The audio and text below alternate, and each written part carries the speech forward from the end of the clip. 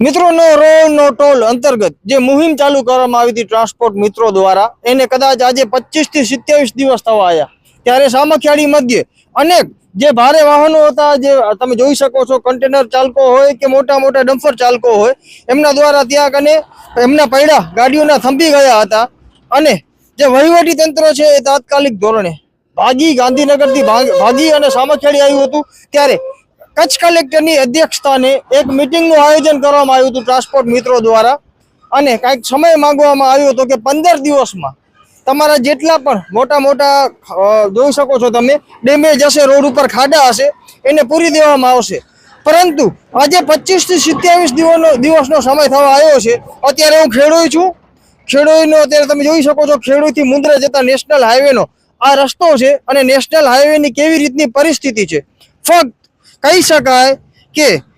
લોભામણી જાહેરાતો દેવી કઈ રીતે ટ્રાન્સપોર્ટરોને વિશ્વાસમાં લેવા એવી જ રીતનું એક આયોજન કરવામાં આવેલું હતું અમારા દ્વારા જણાવવામાં આવ્યું હતું આ જ સ્થાન ઉપર ઊભા રહી અમે કીધું હતું કે આવા નેશનલ હાઈવેના કારણે કોઈનો ભોગ લેવાશે ત્યારબાદ થોડા દિવસો બાદ 8 થી 10 દિવસમાં જ 3 માસૂમ ભૂલકાઓના ભોગ લેવાયા હતા અને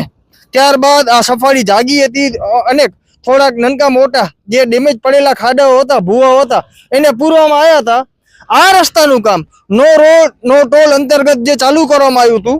ત્યારે આ રસ્તાનું કામ અહીંયા ફરી નેશનલ હાઈવે દ્વારા ચાલુ કરવામાં આવ્યું હતું પરંતુ લોટ પાણી અને લાકડાથી તમે જોઈ શકો છો કેટલો ટાઈમ આ રોડ ટકશે આને રિપેરિંગ કરવામાં આવે છે સરફેસિંગ કરવામાં આવે છે પરંતુ આનું કાંઈ લાઈફસ્ટાઈલ નથી કોઈ જાતનું કાંઈ એની સમય મર્યાદા નથી વારંવાર આ રીતના ડેમેજ પડી જાય છે મોટા મોટા ખાડાઓ પડી જાય છે અને ચારે બાજુ નેશનલ હાઈવેમાં ધૂળની ડમરી ઉડતી હોય આવા પ્રકારના આપણા નેશનલ હાઈવે છે હું ચોક્કસથી જણાવીશ કે આપણું જે અહીંનું જે રાજકારણ છે જે ચૂંટાયેલા પ્રતિનિધિઓ છે એ લોકોમાં કોઈ જાતનો તાકાત નથી એ લોકોના અત્યારે હાડકામાં પાણી ભરાઈ ગયા છે અને આ નબળી નેતાગીરી જે કચ્છને નબળી નેતાગીરી મળી છે એના કારણે લોકો અત્યારે હાઈવે ઉપર અકસ્માત થાય છે એના કારણે એનો ભોગ લેવાય છે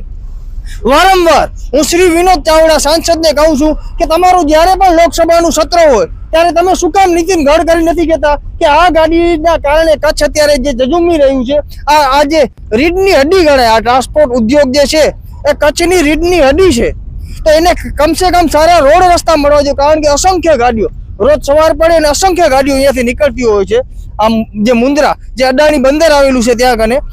પરંતુ અત્યારે અફસોસની બાબત એ છે કે ટ્રાન્સપોર્ટરો દ્વારા અનેક જાતના ટોલ ગેટ દેવામાં આવે રોડ ટેક્સ દેવામાં આવે જ્યારે ટાયર નખાવે જ્યારે ગમે તે ખર્ચ કરાવે ગાડીમાં ત્યારે જીએસટી દેવામાં આવે ત્યારબાદ તમે જોઈ શકો છો ડ્રાઈવરને કેવી રીતના રસ્તા મળે છે અત્યારે જોઈ શકો છો ટ્રાન્સપોર્ટરોને કેવી રીતના રસ્તા મળે છે હમણાં જ આ શું કારણથી આવા ઢોંગ કરવામાં આવે છે વહીવટી તંત્ર દ્વારા કે આ નેશનલ હાઈવેના અધિકારીઓ દ્વારા કે અમારા દ્વારા રોડ બનાવી દેવામાં આવશે 15 થી 17 દિવસમાં પરંતુ આ જોઈ શકો છો અત્યારે વાસ્તવિકતા જે છે અત્યારે હું તમને જગદીશ આમ આવી જા જે વાસ્તવિકતા છે હું તમને અત્યારે ઝીરો ગ્રાઉન્ડ ન્યૂઝના માધ્યમથી એટલે દેખાડી રહ્યો છું કે આજે લોલીપોપ આપવામાં અમે પહેલા જ કીધું હતું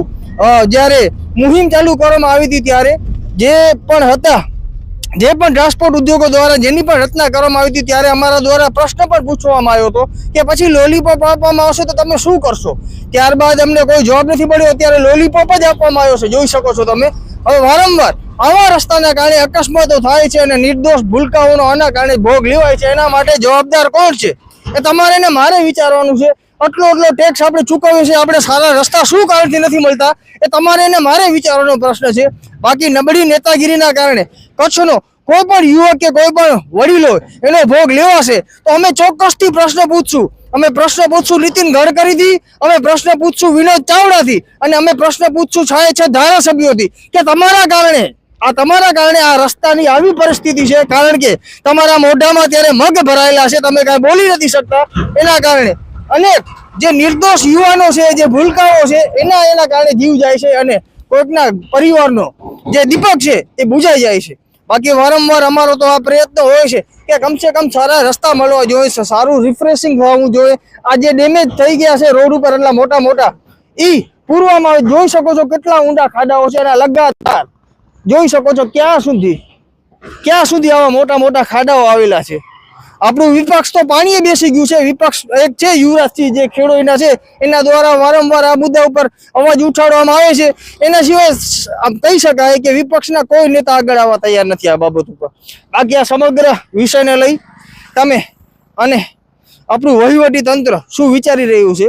અને તમે શું જણાવી રહ્યા છો, મને કમેન્ટ દ્વારા ચોક્કસથી જણાવજો કે નો રોડ નો ટોલ અંતર્ગત જે લોલીપોપ આપવામાં આવ્યા છે એને લઈ તમે શું કહી રહ્યા છો, એ પણ કમેન્ટ દ્વારા મને ચોક્કસથી જણાવજો. જગદીશ દાફડા સાથે નીરવ ગોસ્વામી, સામખિયાળી મુન્દ્રા હાઈવે થી ખેડે પાસે,